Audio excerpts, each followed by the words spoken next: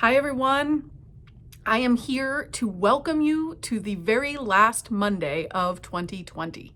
It has been a crazy year, and I think most of us are very ready to turn the page in the hopes that 2021 is going to be much kinder and easier and maybe a little more normal than this year was. So I am AnnaLee Dragon, the director of the Kinderhook Memorial Library, and I thought what better time than this very last Monday to talk about kind of some of the best books of the year.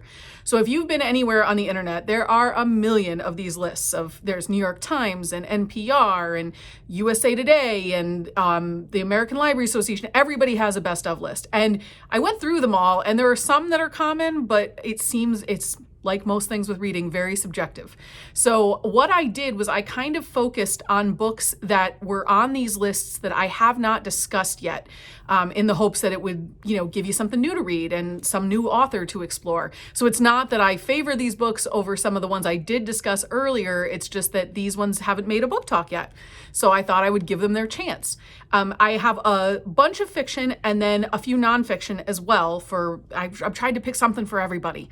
So what I'm going to do is we're going to throw up a book cover so that you can see which book I'm talking about, and then I'll discuss it, and then we'll do another book cover and another discussion. And I will put all of the book covers at the end also, so that you can not have to go back in the video to catch the cover if you didn't the first time around. So let's get started with our best of, and we're going to start with some fiction. So here we go. Okay, so as you saw there, the cover of the first book I want to talk about is Hamnet by Maggie O'Farrell. And so this is a historical fiction novel. So it is the story of how Shakespeare's 11-year-old son, Hamnet, died from the plague in 1596, and kind of how that may have shaped his play Hamlet, one of his most famous works, which he wrote several years later. And so the thing that captured me about these reviews that are written about this book is that they spend a lot of time talking about the details included in it, and how the author Maggie O'Farrell really draws you back to his period in time and really brings you into the feelings of, Shakespeare's London, sort of. And they talk about his wife, who was a farmer's daughter and a gifted healer, kind of how she coped with losing her son to the plague, which was something that I can't imagine, unimaginable grief, I'm sure.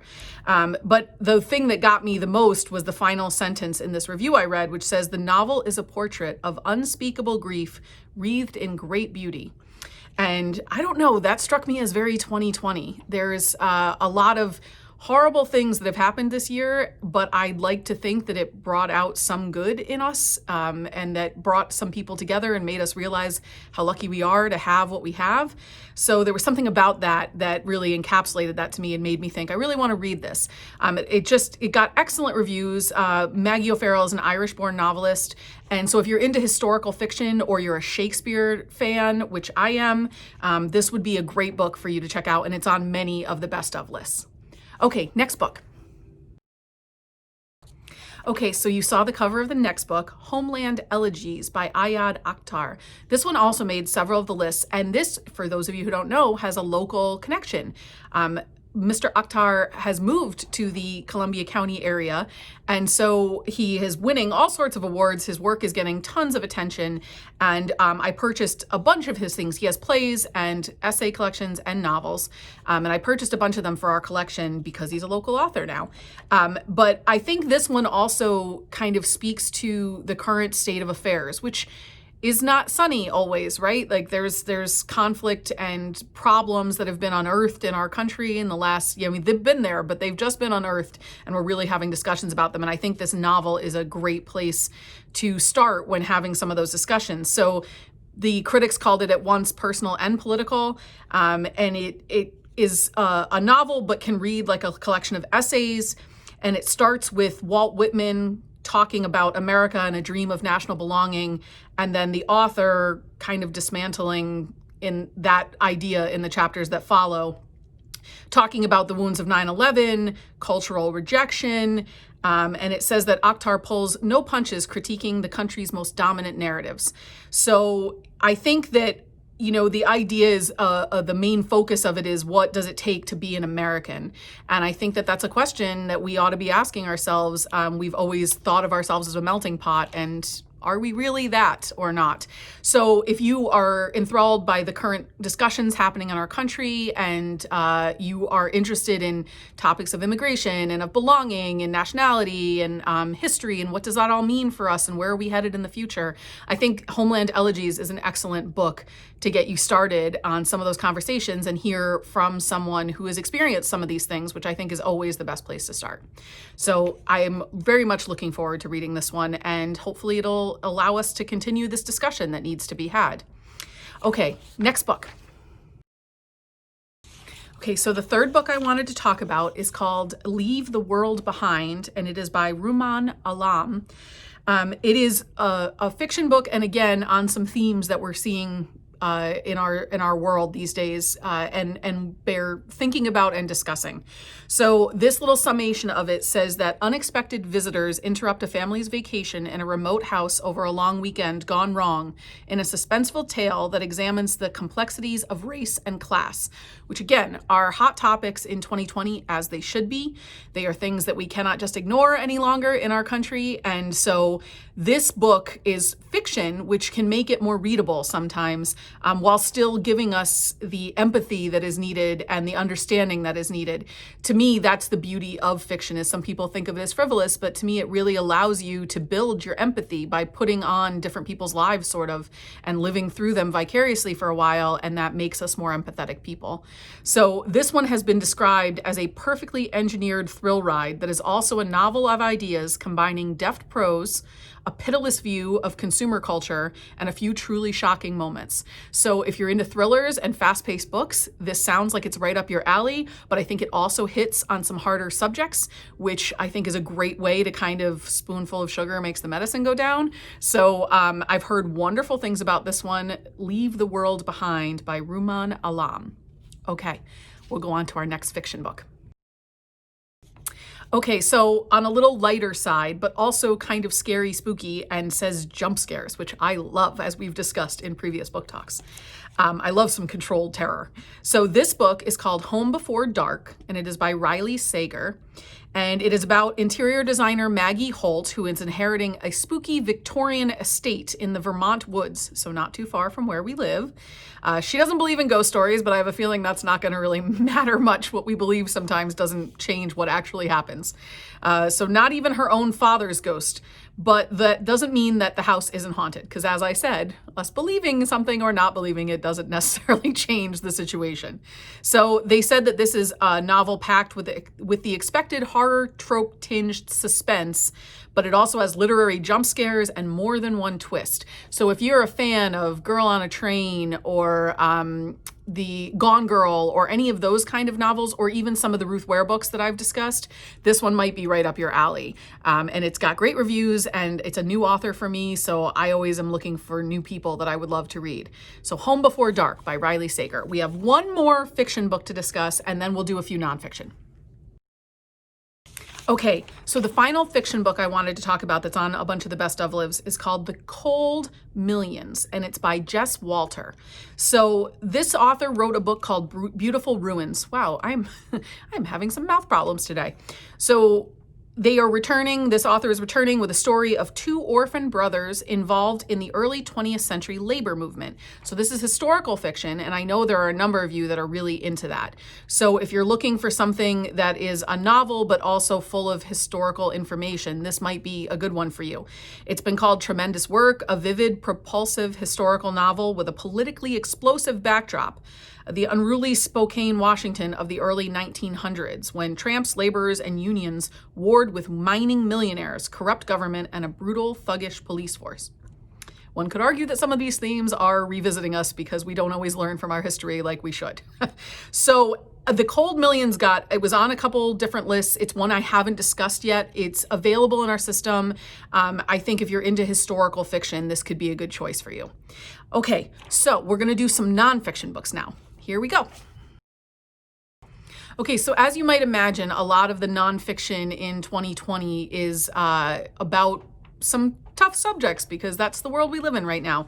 I thought I'd start with a biography because I know we have a number of biography fans. And so this book, Uncanny Valley by Anna Wiener, is a memoir. And it is, I will just read you some of the description here. It is an uncommonly literary chronicle of tech world disillusionment, which, who isn't suffering from a little tech disillusionment this far into 2020? I mean, how many Zoom meetings can we have? She soured on her job as an underpaid assistant at a literary agency in New York, and then in her mid-20s, headed west, heeding the siren call of the Bay Area startups, aglow with optimism, vitality, and cash. Something tells me that doesn't work out so well. A series of unglamorous jobs in various customer support positions follow, but it's her story about her life and kind of what happened with the tech bubble. And if you're into biography, the writing is supposed to be excellent.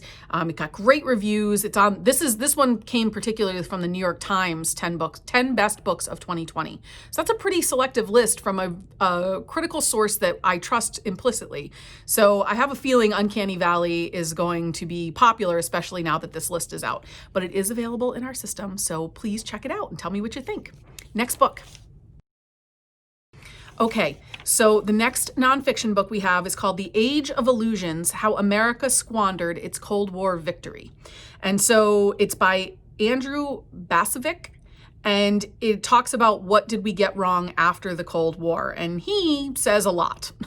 So the critic wrote that through all the compelling details and insightful commentary of his book, the author keeps the larger picture near at hand. He presses the reader to ponder existential questions such as, what does it mean to be an American? Well, that's interesting because that's the theme of one of the fiction books too, right? Ayad Akhtar's book. So I feel like we're tying it all together. And I think that's because the best fiction talks about real things. It's maybe imagined characters or settings, but a lot of it talks about real things that are happening to us at this moment in history. So it's not surprising that there is some art imitating life, or vice versa. So The Age of Illusions: How America Squandered Its Cold War Victory. Okay, we have one more nonfiction book to go.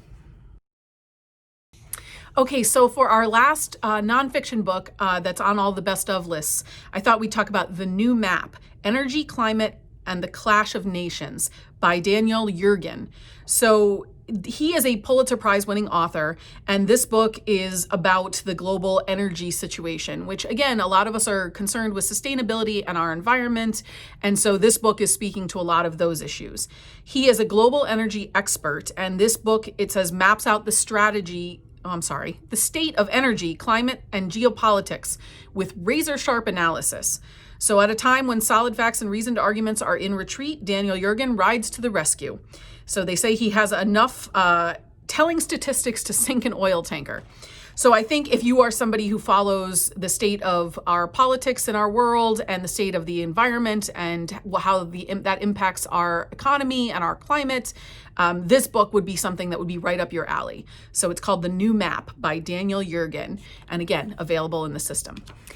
Okay, everybody, so I know that that's not all of the books. There are so many lists. So if you are looking for other lists or other books or other types of books that maybe made these lists, just let me know and I'll be happy to go over with you some of the ones that are hitting the most popular lists. I definitely talked about a bunch of them in previous book talks. Utopia Avenue by David Mitchell was a big one. Florence Adler Swims Forever was a big one. I discussed both of those.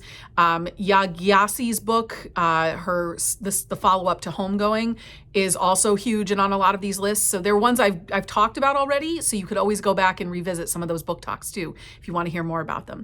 I just want to wish you all a very happy new year, and I'm looking forward to wonderful things for all of us in the coming year, and I really hope it also leads us to an appreciation of all those things we already have. So I am very appreciative to have the opportunity to talk with you every week, and I hope that you're enjoying the book talk still, and if there's anything I can do to help you find a good book or do something that would be a library service you're looking for, please don't hesitate to reach out to us because we really love hearing from you. So here's to a peaceful, safe, healthy new year for all of us, and I will be back in 2021 with more book talks. Thank you, everyone.